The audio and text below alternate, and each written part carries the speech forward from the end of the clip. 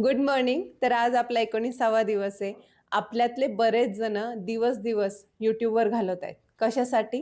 तर कुठल्या जिल्ह्यात फॉर्म भरायचा, कुठल्या जिल्ह्याचा कमी कट ऑफ लागला होता आणि आता ग्राउंड कधी सुरू होणार आहे, त्याच्यात वेळ घालवू नका. हे खूप गोल्डन डेज सुरू झालेत. आता फॉर्म सुरू झाले. हां, हां म्हणता म्हणता ग्राउंड सुरू होईल. हां, हां म्हणता म्हणता लेखी होईल आणि 6 महिन्याच्या आत फायनल रिझल्ट लागून मोकळे व्हाल.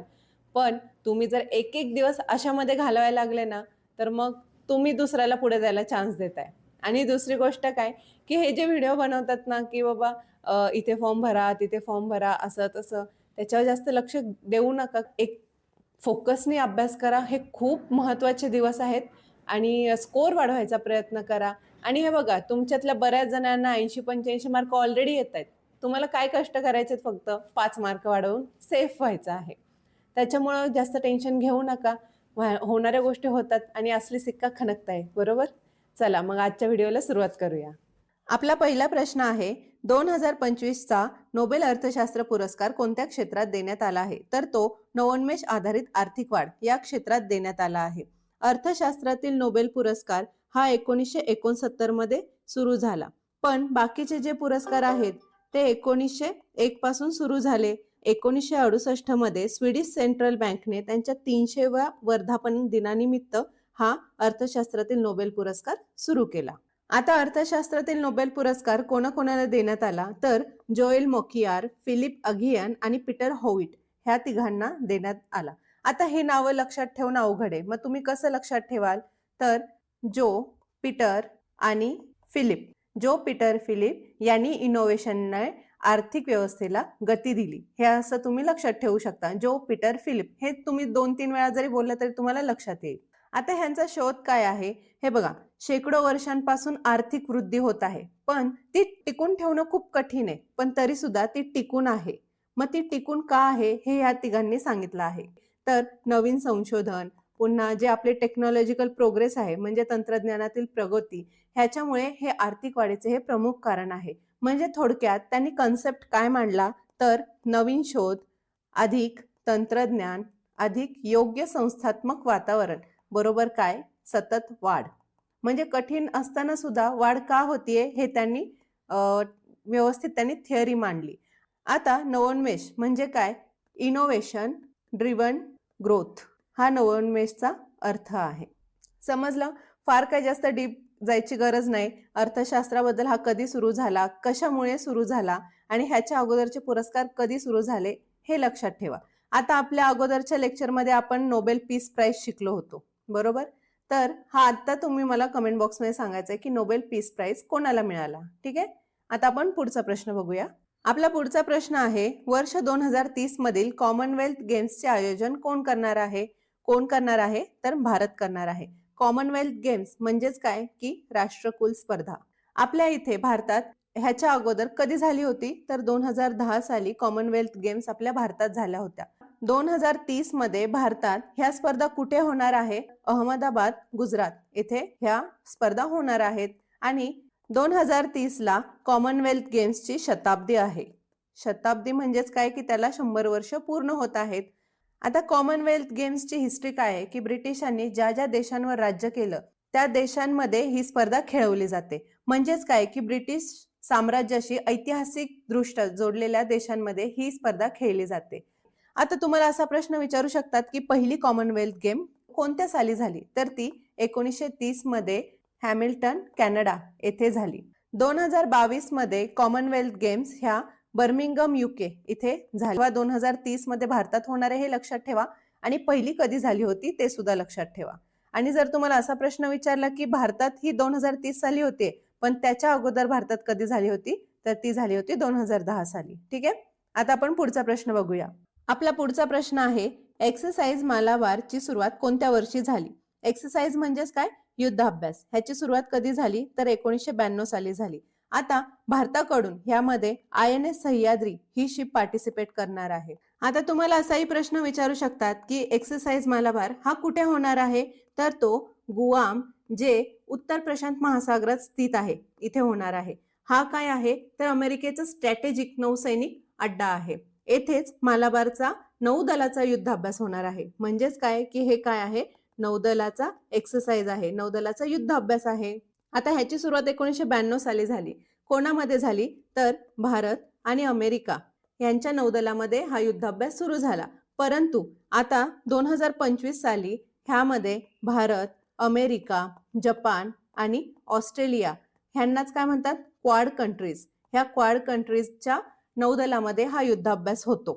ठीक आहे, ह्याला क्वाड्रिलॅटरल एक्सरसाइज असं सुद्धा म्हणतात. आणि दरवर्षी हा युद्धाभ्यास कुठं होतो?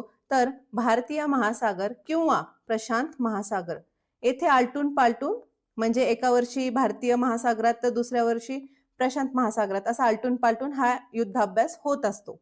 आता INS सह्याद्री बद्दल सांगायचं झालं तर हे संपूर्ण स्वदेशी बनावटीचे जहाज आहे. म्हणजेच काय की आत्मनिर्भर भारताचे प्रतीक म्हणून हे जहाज एक्सरसाइज मध्ये सामील केलेलं आहे. खूप इम्पॉर्टंट आहे. तुम्हाला बरेचसे एक्सरसाइज विचारतात, तुम्हाला एक प्रश्न तरी विचारले जातात. आता तुमच्यासाठी प्रश्न आहे, मित्रशक्ती युद्धाभ्यास कोणत्या 2 देशांमध्ये केला जातो? ठीक आहे, मला ह्याचं उत्तर कमेंट बॉक्समध्ये द्यायचं आहे. आता आपण पुढचा प्रश्न बघूया. अलीकडे भारताने ब्राझीलला कोणती संरक्षण प्रणाली पुरवण्याचा प्रस्ताव दिला आहे? तर आकाश क्षेपणास्त्र ही प्रणाली पुरवण्याचा प्रस्ताव दिला आहे. आता ह्यावर बऱ्याच वेळा प्रश्न विचारला आहे. आपण सगळ्यांच्या डिटेलमध्ये बघूया. पहिलं अग्नि क्षेपणास्त्र पासून सुरुवात करू. क्षेपणास्त्र म्हणजेच काय? मिसाईल. कोणत्या कोणत्या प्रकारचे प्रश्न विचारू शकतात की हे कोणत्या प्रकारचे मिसाईल आहे, ह्याची रेंज काय आहे, ह्याचा उपयोग काय आहे. ठीक आहे, तर अग्नि मिसाईल हे काय आहे? तर हे बॅलिस्टिक मिसाईल आहे. बॅलिस्टिक मिसाईल आहे. ह्याचा उपयोग काय होतो की आण्विक शस्त्रे म्हणजे जे न्यूक्लिअर शस्त्रे आहेत ना आपली, ती वाहून नेण्यासाठी ह्याचा उपयोग केला जातो. ह्याची रेंज काय आहे? हे बघा, ह्याचे 5 रेंज आहेत. म्हणजे अग्नि 1 जे आहे त्याची रेंज आहे 700 ते 1200 किलोमीटर पर्यंत. ठीक आहे, तर असे अग्नि 5 पर्यंत आहेत. ते तुम्हाला बघून घ्यायचे आहे की त्याची रेंज काय आहे. आता पुढे बघूया. नाग क्षेपणास्त्र हे काय आहे? तर अँटी टँक मिसाईल आहे.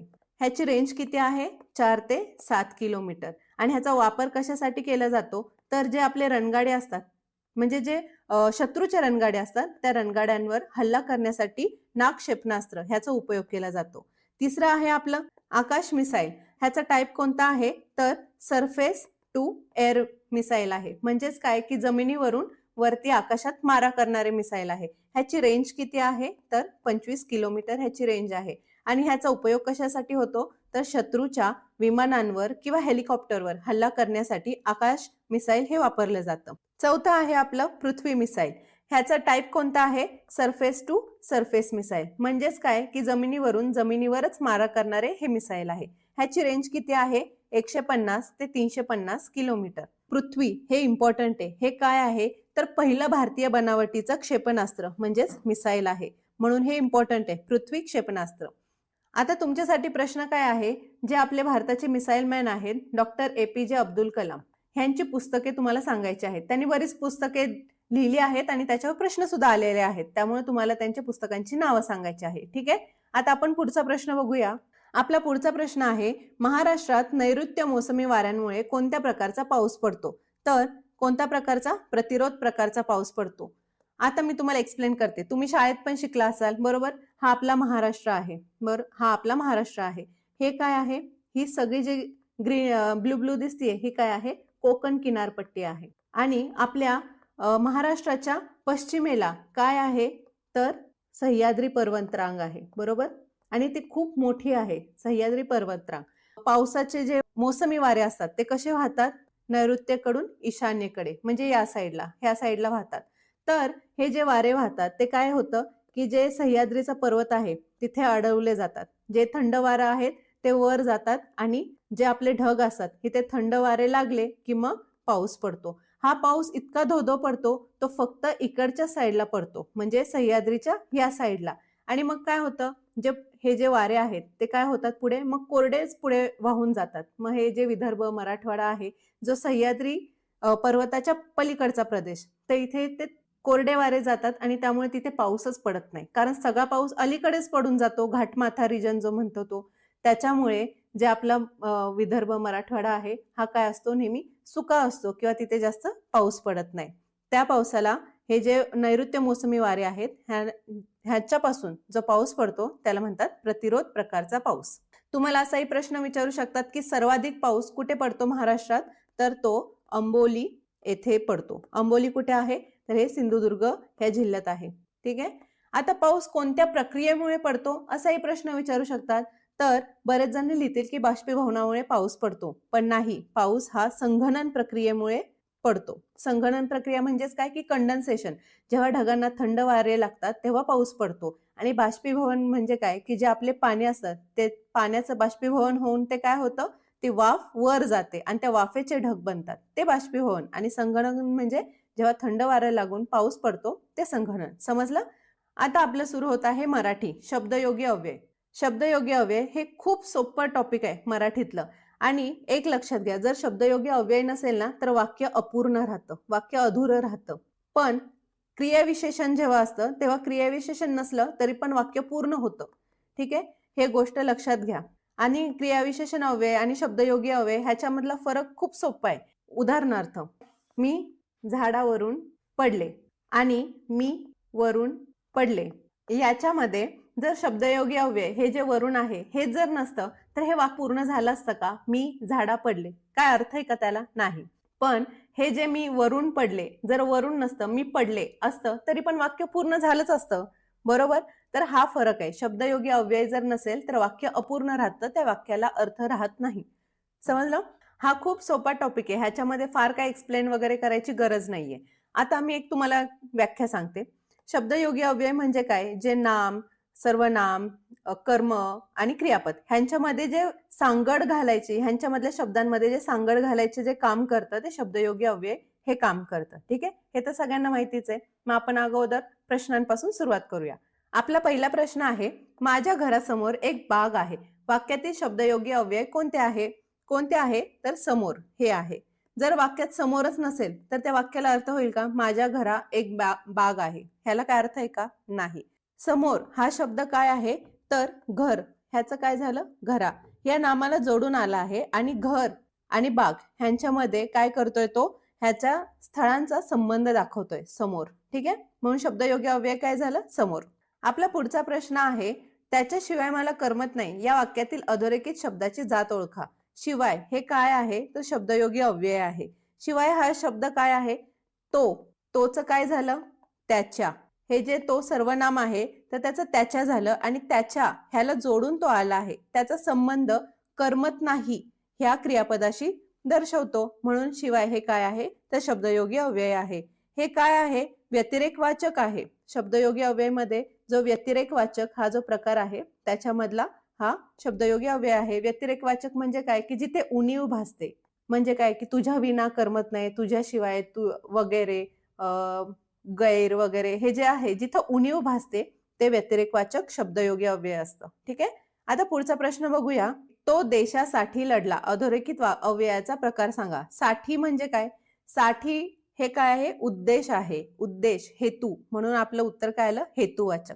करणवाचक. करणवाचक कसं ओळखायचं? तर जिथे मुळे, करवी, योगे, हाती वगैरे, पुन्हा द्वारा, कडून इत्यादी असे जे प्रत्यय लागले जातात तेव्हा ते करणवाचक असतं. म्हणजे काय की तुझ्यामुळे मी इथे आलो, तुझ्या करवी मी एवढं काम केलं, तुझ्या हाती एवढं सगळं झालं, हे काय? तर हे करणवाचक. संबंधवाचक. संबंधवाचक कसं ओळखायचं? विषयी, जिथे संबंध दाखवला जातो, विषयी, संबंधी, हे जे आहेत ते संबंधीवाचक. म्हणजे काय की ते तुझ्या विषयी बोलत होते, हे तुझ्या संबंधी नाही, हे काय झालं? संबंधवाचक. हेतुवाचक, जिथे उद्देश असतो, कोणतं तरी उद्दिष्ट असतं ते. हेतू, पुन्हा करिता, साठी, कारणे, अर्थी वगैरे जेव्हा असे प्रत्यय येतात तेव्हा ते असतं हेतुवाचक. मी तुझ्याकरिता एवढा अभ्यास करतोय, मी आईसाठी झगडतोय, हे काय झालं? हेतुवाचक. सहचार्यवाचक. सहचार्यवाचक म्हणजे काय की जिथे सहचारिता असते, म्हणजे काय? सोबत असतात, सहकार्य असतं ते. म्हणजे संगे, सोबत, बरोबर, सहित, पुन्हा सवे वगैरे इत्यादी जेव्हा प्रत्यय येतात तेव्हा ते असतं सहचार्यवाचक. हे शब्दयोगी अव्ययाचे उपप्रकार आहेत. मी माझ्या मित्रासोबत रोज रनिंग करतो, मी तिच्या बरोबर रोज बोलतो, हे काय झालं? सहचार्यवाचकचे उदाहरण. ठीक आहे, आता आपण पुढचा प्रश्न बघूया. खालीलपैकी कोणत्या वाक्यात शब्दयोगी अव्यय असूनही नामाचे सामान्य रूप झालेले नाही? तर ते कोणतं वाक्य आहे माहितीये? आई सुद्धा देवळात गेली. आता इथं का आहे? कारण ABCD हे ते काय आहे, मित्र, मैत्रिणी, घोडा, हे जे आहे ना, ह्यांना काय झालं, ह्यांचं सामान्य रूप झाले मित्रांन. मित्राचं काय झालं, मित्रांन. बरोबर. मैत्रिणी, बरोबर. हे काय झालं, मैत्रीण आहे ना, मूळ शब्द काय आहे, मैत्रीण आहे, पण त्याचं काय झालं, मैत्रिणी झालं. घोड्यावरून, ह्याचं काय आहे मूळ शब्द, घोडा, ह्याचं घोड्या झालं. पण आई हे काय झालं, बदललं नाही. आया वगैरे, आये वगैरे असं काही झालेलं नाही, ह्याचं सामान्य रूप झालं नाही. म्हणून शब्दयोगी अव्यय असूनही ह्या आई या शब्दाचं सामान्य रूप झालेलं नाही, हे त्यांनी सांगितलं आहे. आता सुद्धा हे काय आहे, हे शुद्ध शब्दयोगी अव्यय आहे. ठीक आहे. त्यामुळे हे जे आई आहे हे आईचं सामान्य रूप झालं नाही. समजलं. आता आपण पुढचा प्रश्न बघूया. पुढचा प्रश्न आहे, खालीलपैकी कोणत्या गटातील सर्व शब्द शब्दयोगी अव्यय नाहीत. कोणता गट आहे तो, आणि, व, पण, किंवा. जवळपाशी, नजीक हे शब्दयोगी अव्यय आहे. साठी, करिता, प्रित्यर्थ शब्दयोगी. विना, खेरीज, शिवाय, आपण आताच पाहिलं व्यतिरेक, हे काय आहेत, सगळे शब्दयोगी अव्यय. पण, आणि, व, पण, किंवा हे काय आहेत, तर हे दोन शब्द किंवा दोन वाक्य जोडणारी उभयान्वयी अव्यय आहेत. हे सर्व काय आहेत, उभयान्वयी अव्यय. आणि आज आपण काय शिकतोय, शब्दान्वयी अव्यय. ठीक आहे. प्रॅक्टिस करा, होऊन जाईल. आणि शब्दयोगी अव्यय अतिशय सोपं आहे. मी काहीच आज तयारी केली नाही किंवा काही वाचलं नाहीये. मला म्हणजे फक्त हे जे ऑप्शन बघूनच मला उत्तर आठवत आहेत, कारण खूप सोपा टॉपिक आहे हा. चला पुढचा प्रश्न बघूया. पुढचा प्रश्न आहे, जोड्या लावा. अ गटाचा ब गटाशी. आता त्याच्यासारखा तोच, हे काय आहे, तर हे योग्यतावाचक आहे ना, त्याच्यासारखा तोच दुसरा कोण असू शकत नाही. म्हणून एकचं काय झालं, 4 झालं. तो मुलांसकट आला. सकट, समवे हे काय झालं, सहचार्यवाचक, म्हणून हे असं. पुढे, पैशांसाठी काही. साठी म्हणजे काय, माझा हेतू आहे, माझं उद्दिष्ट आहे. पैशांसाठी काही हे काय झालं, हेतुवाचक. आणि तुझ्या वाचून कर्मेना, व्यतिरेकवाचक. वाचून काय झाली, उणीव झाली, म्हणून व्यतिरेकवाचक. आता 1चं 4 हे कुठं आहे, इथे आहे, इथे आहे. पुन्हा 2चं 1, 2चं 1 कुठे आहे, इथे आहे, इथे आहे.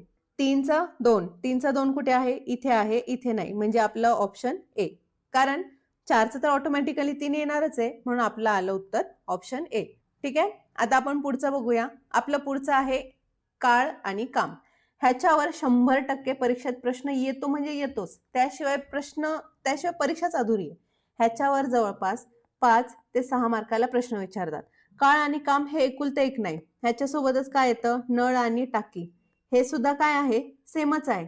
आपण जे लॉजिक ह्याला लावतो तेच लॉजिक ह्याला लावतो. आणि आणखी एक काय आहे, जे वेग वगैरे आहे ना, वेग, वेळ, काम, त्याच्यामध्ये सुद्धा हेच लॉजिक लावलं जातं. ह्या सगळ्यांचे मिळून 5 ते 7 मार्क, 6 तर म्हणते 7 मार्क कुठेच गेले नाहीत. खूप सोपा टॉपिक आहे. थोडंसं लॉजिकली सॉल्व्ह केलं तर समजून जाईल. आणि मी आता काय करणार आहे, हे लसावी पद्धतीनं सोडवून दाखवणार आहे तुम्हाला. ठीक आहे. आता आपला पहिला प्रश्न आहे, आपण काय करू, हळूहळू लेवल अप करूया. आपला पहिला प्रश्न आहे, आपण काय करूया, इझी टू मॉडरेट लेवल पर्यंत जाऊया. हार्ड क्वेश्चन्स मी घेत नाही, कारण हार्ड क्वेश्चन्स शक्यतो येत नाहीत आणि हार्ड क्वेश्चन्सवर जास्त काय एफर्ट्स लावायची गरज नाही. तो स्किप केला तरी चालेल, एक क्वेश्चन स्किप केला तरी चालेल. पण असं नाही की मी हा पण करतो तो पण करतो. जेव्हा तुमचं बऱ्यापैकी झालं असेल आणि जर टाइम कमी असेल तेव्हाच तो स्किप करायचा. ऍक्च्युली सगळीकडे लॉजिक सेम आहे. ठीक आहे. आता आपण पहिल्या प्रश्नाला सुरुवात करू. आपला पहिला प्रश्न आहे, ABC एक काम अनुक्रमे 10, 12, 15 दिवसात पूर्ण करतात. जर तिघांनी मिळून ते काम केले तर ते काम किती दिवसात पूर्ण होईल. मी अगोदर काय करते, इथे लिहून घेते ABC. त्यांचे दिवस किती आहेत कामाचे, तर 10, 12, 15. आपल्याला ह्यांचं काय काढायचं आहे, लसावी काढायचा आहे. लसावी काढला, लसावीच म्हणजे काय की पूर्ण काम, टोटल वर्क. ठीक आहे. 10, 12, 15 ह्यांचा लसावी काय येऊ शकतो, तर 15, 12, 10 ह्यांच्या पाड्यात 60 ही अशी किंमत आहे जी ह्यांच्या सगळ्यात लघुत्तम सामायिक विभाजक होऊ शकते. मग 10 सक 60. आता हे काय होईल, ही आपली कार्यक्षमता होईल. कार्यक्षमता. मी एक आणखी इंटरेस्टिंग गोष्ट सांगणार आहे तुम्हाला, पुढच्या गणितात सांगते, ह्याच्यात होणार नाही. कार्यक्षमता 10 सक 60, 12 पंचे 60 आणि 15 चोक 60. ठीक आहे. मग ह्यांची कार्यक्षमता टोटल किती झाली, 5 आणि 4 9, 9 आणि 6 15. मग काय करायचं, जे आपलं पूर्ण काम आहे, टोटल वर्क, त्याला ह्या सगळ्यांच्या कार्यक्षमतेने काय करायचं, भाग द्यायचा. तेव्हा आपल्याला काय मिळणार? आपल्याला मिळणार की ते तिघांनी एकत्र काम केलं तर किती दिवसात ते काम पूर्ण होईल. आपलं पूर्ण काम काय आहे? 60 आहे, बरोबर. आपली ह्या सगळ्यांची टोटल कार्यक्षमता किती आहे? 15 आहे. मग 15 चोक 60 म्हणजे काय की 4 दिवसात हे काय करणार? तिघ जण काम पूर्ण करणार. सोपा क्वेश्चन होता. चला आता पुढचा प्रश्न बघूया. पुढचा प्रश्न आहे, ए एक काम 20 दिवसात आणि बी तेच काम 30 दिवसात करतो. ए ने 4 दिवस काम केले आणि तो निघून गेला. तर उर्वरित काम बी एकटा किती दिवसात पूर्ण करेल? हा प्रश्न का घेतला माहितीये? हा प्रश्न थोडासा ट्रिकी आहे. ए एक काम किती दिवसात करतो? 20 दिवसात. बी तेच काम किती दिवसात करतो? 30 दिवसात. ह्यांची कार्यक्षमता किती झाली? अगोदर ह्यांचा लसावी किती झाला? ह्यांचा लसावी झाला 20 त्रिक 60, 3 दुने 60 म्हणजे 30 दुने 60. 30 दुने 60, 20 त्रिक 60 ही काय झाली ह्यांची कार्यक्षमता. आता एक गोष्ट लक्षात घ्या. इथे तुम्हाला असं काहीच सांगितलं नाही. इथे ए ने 4 दिवस काम केले आणि तो निघून गेला असं सांगितलंय. पण तुम्हाला असं कुठंच सांगितलं नाही ए आणि बी नी एकत्र काम केले आणि नंतर एक काम सोडून गेला. ठीक आहे. आपण आतापर्यंत कसे प्रश्न सोडवलेले असतात? दोघं एकत्र काम करतात, नंतर एक सोडून जातो आणि त्याच्यानंतर जे उरलेलं काम आहे तो बाकी राहिलेला आहे तो करतो. पण ह्या वेळेस त्यांनी काय केलं? हा प्रश्न मुद्दाम का घेतला समजलं? इथं त्यांनी फिरवलं, इथं त्यांनी दिलंच नाही आणि आपण जशी प्रॅक्टिस केली आहे त्या पद्धतीने गणित सोडवतो आणि उत्तर काढतो, मग आपलं उत्तर चुकतं. समजलं? आता आपण सॉल्व्ह करूया. एनी काय केलं? ते 4 दिवस काम केलं. एची कार्यक्षमता किती? 3. 3च्या कार्यक्षमतेने त्यांनी किती दिवस काम केलं? 4 दिवस. 3 चोक 12 म्हणजे त्यांनी टोटल 12 काम केलं. मग 60 मधून 12 गेले, किती राहिले? 48. आता हे जे 48 काम राहिलेलं आहे ते कोण पूर्ण करणार आहे? तर तो बी पूर्ण करणार आहे. म्हणून 48 आणि बी हे 2च्या कार्यक्षमतेने ते काम पूर्ण करणार आहे. म्हणून बीला किती टाइम लागणार? आता ह्याला कटाकटी. बेक के बे, बे दुने 4, बे चोक 8 म्हणजे बीला ते काम करायला किती दिवस लागणार आहे? 24 दिवस. समजलं? सोपं होतं, पण इथे शब्दांमध्ये चुकलं की मग मार्क गेला. आता आपण पुढचा प्रश्न बघूया. आपला पुढचा प्रश्न आहे, ए हा बी पेक्षा तिप्पट कार्यक्षम आहे. एफिशियन्सी. ए एक काम बीच्या तुलनेत 20 दिवस आधी पूर्ण करतो. तर दोघे मिळून ते काम किती दिवसात पूर्ण करतील? हाच तो प्रश्न आहे जिथं मला तुम्हाला एक सांगायचं होतं. ए आणि बी आहे, ह्यांची कार्यक्षमता दिली आहे. कार्यक्षमता किती दिली आहे? तर ए हा काय आहे? बी पेक्षा तिप्पट कार्यक्षम आहे. जर तिप्पट असेल तर बी किती असेल? बीची कार्यक्षमता 1 असेल, तेव्हा ए तिप्पट असणार आहे. आता जेव्हा असं गणित विचारतात आणि आपल्याला काय त्यांचे दिवस किती काम केलं हे दिलेलं नसतं, तेव्हा एक गोष्ट लक्षात घ्या. ह्यांचे जे कार्यक्षमतेचे जो पण रेषा असतो ना तो असा असतो. म्हणजे ए 1 दिवसात काम करणार आणि बी 3 दिवसात काम करणार. जेव्हा तुम्हाला दिवस दिलेले नसतात तेव्हा तुम्ही ही ट्रिक लावू शकता. हे काय असतात? हे अपोजिट असतात असे. तुम्ही बघा, एकदा ट्राय करून बघा. मग ह्यांचं टोटल किती येणार? तर 3 येणार. ह्यांचं टोटल काम किती येणार? तर 3 येणार. मग आपल्याला काय विचारलंय? ए बीच्या तुलनेत 20 दिवस आधी काम पूर्ण करतो. आपल्याला इथे काढायची पण गरज नव्हती. ए चे दिवस किती आहेत? 1x. बी चे दिवस किती आहेत? 3x. आता ए 20 दिवस अगोदर काम करतो म्हणजे काय? ह्यांची वजाबाकी किती आहे? 20 आहे. आता तुम्ही म्हणाल की 3 ला मायनस चिन्ह आहे, पण दिवस हे कधी वजाबाकीत नसतात. मी एक तुम्हाला एक्झाम्पलनी सांगितलं हे. ठीक आहे? आपण असंही करू शकतो. 3x वजा 1x बरोबर 20. ठीक आहे? मग ह्यांचं काय येणार? 2x बरोबर 20. x बरोबर किती? 10. म्हणजे x ची व्हॅल्यू किती झाली? 10. मग इथे आपण लिहून घेऊया खाली. a ची किंमत, a किती दिवसात काम करतो? x गुणिले 1, 10 गुणिले 1 किती झालं? 10. आणि 3 गुणिले 10 किती झालं? 30 झालं. ह्यांचा लसावी किती झाला? बघा, मी तुम्हाला हे प्रूव्ह करून दाखवते. ह्यांचा लसावी किती आहे? 10च्या पाड्यात 30 आहे बरोबर, म्हणून मी डायरेक्ट 30 घेते. 30 एक 30 आणि 10 त्रिक 30 झालं. हे प्रूव्ह. जी कार्यक्षमता आहे ती आली बरोबर. 3 1. मी काहीतरी केलं का? नाही. आता आपल्याला काय विचारलंय की ते दोघे मिळून किती दिवसात काम पूर्ण करतील? आपलं टोटल काम किती आहे? तर आपलं टोटल काम आहे 30 बरोबर. त्यांची कार्यक्षमता किती आहे? 3 आणि 1 4 बरोबर. ह्याने भाग द्यायचा. किती येणार? 4 7 28. तर खाली राहिले 2, 4 पंचे 20 म्हणजे 7.5 दिवसात ते दोघं जण मिळून काम करणार. समजलं? किती सिंपल फॉर्म मध्ये मी तुम्हाला सांगितलं. आता आपण पुढचा प्रश्न बघूया. पुढचा प्रश्न, मागच्यापेक्षाही सोप्पा. 10 माणसे रोज 8 तास काम करून एक काम 6 दिवसात पूर्ण करतात. तर 12 माणसे रोज 5 तास काम करून तेच काम किती दिवसात पूर्ण करतील? काय करायचं? हा प्रश्न अगोदर पण झालाय. सरळ सरळ लाईनीमध्ये लिहून घ्यायचं. 10 माणसे आहेत, 8 तास काम करतात. किती दिवस काम करतात? 6 दिवस. मग 12 माणसे आहेत, रोज 5 तास काम करतात. मग ते किती दिवसात काम पूर्ण करतील? तेच तर आपल्याला काढायचंय. काय करायचं? सरळ कटाकटी. 5 दुने 10, 6 दुने 12. ह्या 2ला हा 2 गेला. खाली किती राहिले? 8 बरोबर x. आपल्याला काय काढायचंय? x तर काढायचंय. आलं आपलं उत्तर. 8 दिवस. किती सोपं आहे? एका लाईनीत तोंडी सुद्धा काढू शकता. पुढचा प्रश्न बघूया. पुढचा प्रश्न आहे, ए एक काम 10 दिवसात करतो, बी तेच काम 15 दिवसात करतो. त्यांनी आलटून पालटून म्हणजे अल्टरनेटिव्हली एक एक दिवस काम केले आणि सुरुवात एने केले तर काम किती दिवसात पूर्ण होईल? आता हा कोणता प्रकार आहे? अल्टरनेट डेजचा. म्हणजे जे आलटून पालटून काम करतात त्याच्यातला हा टाईप आहे. हा टाईप म्हणून मी घेतलाय तुम्हाला समजावं म्हणून. आता ह्याच्यामध्ये ट्रिक काय आहे हे मी तुम्हाला सांगते. ए आणि बी आहे. ए किती दिवसात काम करतो? 10. बी किती दिवसात? 15. ह्यांचा लसावी किती येणार? 30 येणार. कारण 60 पेक्षा पण 30 जवळ आहे ना. तर 10 त्रिक 30, 15 दुने 30. ठीक आहे. आता ह्यांची टोटल कार्यक्षमता किती झाली? ए आणि बी ची टोटल कार्यक्षमता किती झाली? 3 अधिक 2 बरोबर 5. आता ए आणि बी ची टोटल कार्यक्षमता 5 आली. आपल्याला काय सांगितलंय की सुरुवात ए ने केली. ए ची कार्यक्षमता 3, बी ची कार्यक्षमता 2. म्हणजे हे दोघ जण मिळून किती दिवसात? 2 दिवसात 5 काम करतायत. आलं लक्षात? ए एक दिवस. मग ए चं एक दिवस काम झालं की दुसऱ्या दिवशी कोण येणार? बी. म्हणजे 2 दिवसात हे 5 काम करतायत. मग आपण काय करूया? सरळ सॉल्व्ह करूया. आपलं टोटल काम किती आहे? 30. कितीच्या क्षमतेने काम करतायत? 5च्या क्षमतेने. किती दिवसात काम पूर्ण होणार? 5 × 30. 6 दिवसात काम पूर्ण होणार. पण हे 5 काय आहेत?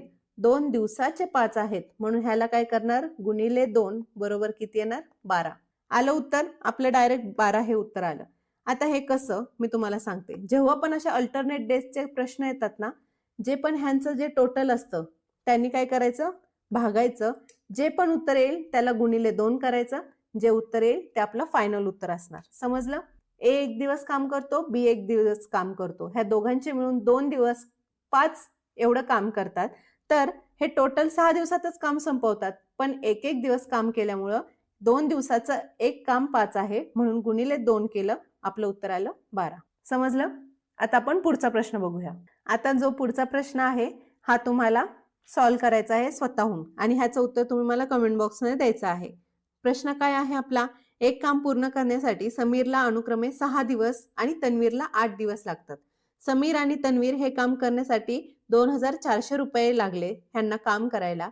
जेव्हा अमीर त्यांच्यात सामील झाला, म्हणजे अमीर हा तिसरा माणूस आहे, सामील झाला तेव्हा काम 3 दिवसातच पूर्ण झाले. तर अमीरला किती रक्कम देण्यात येईल? हे तुम्हाला सॉल्व्ह करायचं आहे आणि ह्याचं उत्तर मला कमेंट बॉक्समध्ये द्यायचं आहे. ज्यांना येणार नाही त्यांनी मला सांगा, मी उद्या तुम्हाला हे सॉल्व्ह करून दाखवेल. आता आपला पुढचा आहे बुद्धिमत्ता. बुद्धिमत्तेचं कालमापन ह्यालाच दिनदर्शिका असेही म्हणतात. इम्पॉर्टंट टॉपिक आहे. प्रत्येक वर्षीच ह्याच्यावर म्हणजे प्रत्येक जिल्ह्याला ह्याच्यावर प्रश्न पाहायला मिळाले नाहीत. काही काही जिल्ह्याला मिळाले आहेत आणि ते पण सोपे आहेत. आता कालमापन सुरू करायच्या अगोदर मी तुम्हाला एक गोष्ट सांगते. तुम्हाला माहीतच असेल पण तरी, जी आपली 1 तारखेला जो वार असतो ना, तोच वार आपला त्या महिन्याच्या 29 तारखेला असतो. हे लक्षात घ्या. दुसरी गोष्ट, एक मी तुम्हाला चार्ट बनवून दाखवते. तुम्हाला एक प्रश्न विचारलेत आणि तो प्रश्न खूप वेळा विचारलेला आहे. कुठला? की सपोज 2014 हे जे साल आहे तर ते परत कधी येईल? म्हणजे ह्या वर्षाची जी दिनदर्शिका असेल ती पुन्हा किती वर्षांनी सेम येईल? असे प्रश्न बऱ्याच वेळा विचारले आहेत. तर हा चार्ट एक मी तुम्हाला चार्ट काढून दाखवते. कसं लक्षात ठेवायचं ते मी तुम्हाला सांगते. आता अगोदर मी काय करते, इथं आपण लिहिणार वर्ष, त्याच्यामध्ये ऍड कोणती संख्या करायची आहे आणि मग तुम्हाला काय मिळणार की त्या वर्षासारखी दिनदर्शिका पुन्हा कधी येणार हे डायरेक्ट तुम्हाला काय मिळणार? उत्तर मिळणार. ठीक आहे. जर सपोज ते लीप वर्ष असेल तर त्या लीप वर्षामध्ये 28 हा अंक ऍड करायचा. जे उत्तर मिळेल ते तुमचं डायरेक्ट उत्तर असेल. फॉर एक्झाम्पल एक मी घेते 2016 हे लीप वर्ष होतं. 2016 मध्ये जेव्हा 28 ऍड करू तेव्हा 8 आणि 6 14 4 म्हणजे 2044 साली ही जी 2016 सालची दिनदर्शिका होती ती रिपीट होणार. समजलं? आता हे लीप वर्ष म्हणजे 2016 फॉर एक्झाम्पल जे पण लीप वर्ष असेल त्याच्यामध्ये एक म्हणजे काय 2017 साली सेम दिनदर्शिका रिपीट होणार आहे तर त्याच्यामध्ये 6 ऍड करायचं. 2017 अधिक 6 किती झाले 2023. पुन्हा जे पण लीप वर्ष असेल ते अधिक 2 म्हणजेच किती 2018. ह्याच्यामध्ये 11 ऍड केले तर कोणतं येईल 2018 मध्ये 11 ऍड केले तर 2029. आणि लीप वर्ष अधिक 3 म्हणजेच किती 2016 मध्ये 3 ऍड केले म्हणजेच किती 2019. ह्याच्यामध्ये सुद्धा 11 ऍड केले तर कोणतं वर्ष येईल 2030. समजलं? हा चार्ट लक्षात ठेवा. ही ट्रिक आहे. हा चार्ट लक्षात ठेवा वाटल्यास ह्याचा स्क्रीनशॉट काढून घ्या. आता आपण सुरुवात करूया आपल्या प्रश्नांना. आता आपला पुढचा प्रश्न आहे 10 फेब्रुवारी 2008 रोजी रविवार होता तर 10 फेब्रुवारी 2009 रोजी कोणता वार असेल? हे बघा 10 फेब्रुवारी 2008 हे काय आहे लीप वर्ष आहे. लीप वर्ष कसे काढतात माहिती आहे ना? ज्याला 4 किंवा 40 किंवा 400 ह्याने भाग जातो तेव्हा तो असतं लीप वर्ष. 2008 ला 4 ने भाग जातो म्हणून हे काय आहे लीप वर्ष. आता जेव्हा 1 जानेवारी असते सपोज 1 जानेवारी 2006 आहे तर 1 जानेवारी 2007 ला जो वार असेल ना तर तो ह्याच्या +1 असतो. म्हणजे जर हा सोमवारी असेल तर हा मंगळवारी असतो. आणि जेव्हा लीप वर्ष असतं तेव्हा +2 असतं कारण का 29 फेब्रुवारी ऍड होतं म्हणून. ठीक आहे. मग आपला प्रश्न काय आहे तर 10 फेब्रुवारी 2008 ला रविवार आहे. मग 10 फेब्रुवारी 2009 ला कोण वार असेल? पुढचा प्रश्न आहे जर आज सोमवार असेल तर 61 दिवसांनी कोणता वार असेल? हा प्रश्न मी तुम्हाला अगोदर सांगितलाय कसं सॉल्व्ह करायचा. जर आज सोमवार आहे बरोबर आपल्याला 61 दिवसांनी विचारलं आहे. 61 ला डायरेक्ट 7 ने भागायचं. का? कारण 7 दिवसाचा आपला एक आठवडा असतो. मग आपल्याला काय मिळेल उत्तर मिळेल. आता 7 8 56 आणि 7 9 63. 63 काय आहेत 61च्या पुढे आहेत म्हणून काय करणार मी 7 8 56. आता 61 मधून 56 गेले किती राहिले 6 आणि 5 11 म्हणजे पुढे आणखी 5 दिवस. 8 आठवडे तर झालेच आपले म्हणजे किती 56 दिवस तर झालेच. पण आणखी 5 ऍड केले तर आपल्याला काय मिळणार 61 दिवसांनी कोणता वार येतो हे मिळणार. 56 दिवसांनी सेम सोमवारच येणार आहे. मग ह्या सोमवार मध्ये 5 ऍड केले तर आपल्याला मिळणार कोणता वार येतो. सोमवार, मंगळवार, बुधवार, गुरुवार, शुक्रवार आणि शनिवार म्हणजे 5 दिवसांनी म्हणजे टोटल 61 दिवसांनी कोण वार येणार आहे शनिवार. ठीक आहे समजलं? सोपी मेथड होती. आता पुढचा प्रश्न बघूया. 2020 सालची दिनदर्शिका भविष्यात कोणत्या वर्षी पुन्हा वापरता येईल? आला का नाही प्रश्न?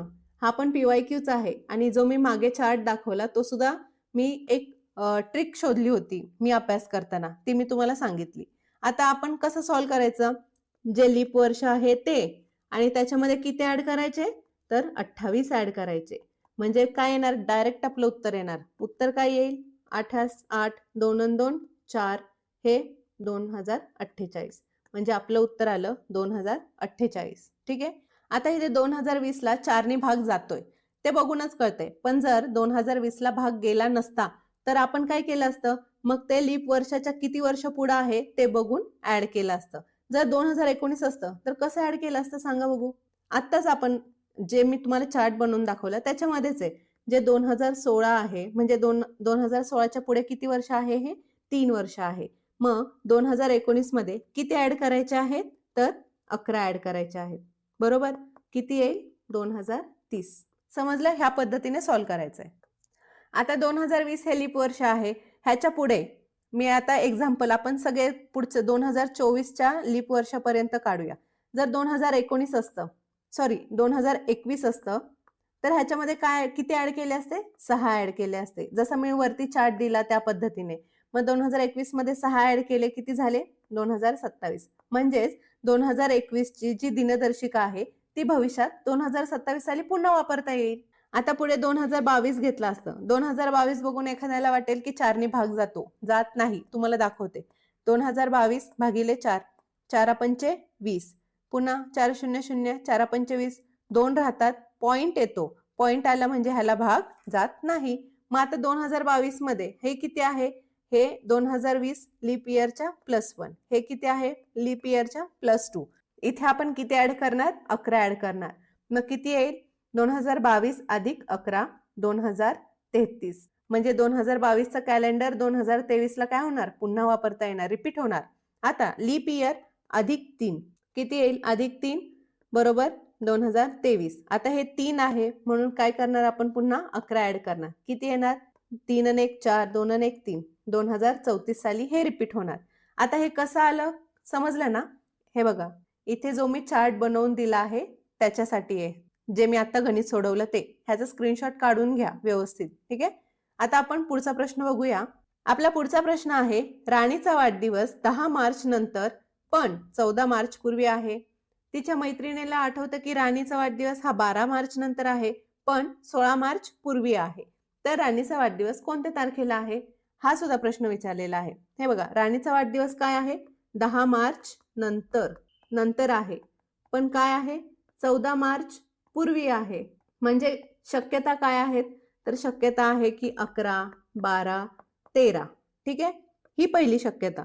दुसरी, तिच्या मैत्रिणीला आठवते की तिचा बर्थडे कधी आहे, तर तिचा बर्थडे 12 मार्च नंतर पण 16 मार्च पूर्वी. मग शक्यता किती येऊ शकतात, 12 नंतर 13, 14, 15. आता ह्याच्यावरून एक गोष्ट लक्षात आली का तुमच्या, हे जे 13 आहे हे 13 दोन्हीकडे कॉमन आहे. म्हणजे काय की दोन्हीकडे कॉमन आहे म्हणजे 13 हीच तारीख असू शकते, हीच तारीख बसू शकते, बाकी काय कॉमन आहे का, नाही. मग आपलं उत्तर काय आलं, 13. म्हणजे राणीचा बर्थडे कधी आहे, 13 मार्चला. समजलं, सोपं होतं. आता पुढचा प्रश्न आहे, हे जेव्हा टफ लेवलच्या साईडला पेपर येतो ना तेव्हाच असा प्रश्न विचारतात. आपला प्रश्न आहे, अंजलीचा जन्म फेब्रुवारी 2004 मध्ये कोणत्या तारखेला झाला. त्यांनी विधान दिले, त्याच्यावरून आपल्याला ठरवायचंय. आता अंजलीचा जन्म समतारखेला झाला. फेब्रुवारीमध्ये समतारख्या खूप आहेत पण त्याच्या एक्झॅक्ट किती हे समजत नाही, बरोबर. ह्याच्यासोबत आणखी एक कुठलं तरी एक्सप्लेन करणारं वाक्य पाहिजे. पुढचं काय दिलं, विधान 2, अंजलीची जन्मतारीख एक मूळ संख्या होती. हा तर म्हणतोय समसंख्या आहे, हा तर म्हणतोय मूळ संख्या आहे. मग सममूळ संख्या कोणती आहे, तर सममूळ संख्या ही 2 आहे. मग आपल्याला काय जाणवतंय की विधान 1 आणि 2 दोन्ही मिळून आवश्यक आहे, तेव्हाच आपल्याला त्याचं उत्तर मिळतंय. समजलं, सोपं होतं, असं काय फार लॉजिकल नाहीये, लक्षात पाहिजे फक्त सममूळ संख्या ही 2 आहे आणि ही एकमेव आहे. ठीक आहे. पुढचा प्रश्न, आता हा प्रश्न तुमच्यासाठी. आता मी तुम्हाला कमेंट करायला का सांगते माहितीये का, जेव्हा तुम्ही एखादी गोष्ट कमेंट करता किंवा त्याच्यावर अभ्यास करून सोडवून जेव्हा कमेंट करता तेव्हा ती तुम्हाला लास्ट पर्यंत लक्षात राहते आणि त्याचा उपयोग खूप होतो. त्याच्यामुळे मी म्हणते की कमेंट करा, एक्स्ट्रोवर्ट बना. ठीक आहे. आणि काही मुलांचा ना इतका छान अभ्यास झालाय माझ्याकडून, एक जरी म्हणजे शिकवताना ओघाओघात एक जरी चूक झाली ना की ते लगेच हायलाइट करतात. म्हणजे त्यांचा अभ्यास खरंच खूप चांगला आहे आणि अशीच मुलं पाहिजे माझ्या चुका काढणारी. चला भेटूया पुढच्या व्हिडिओमध्ये.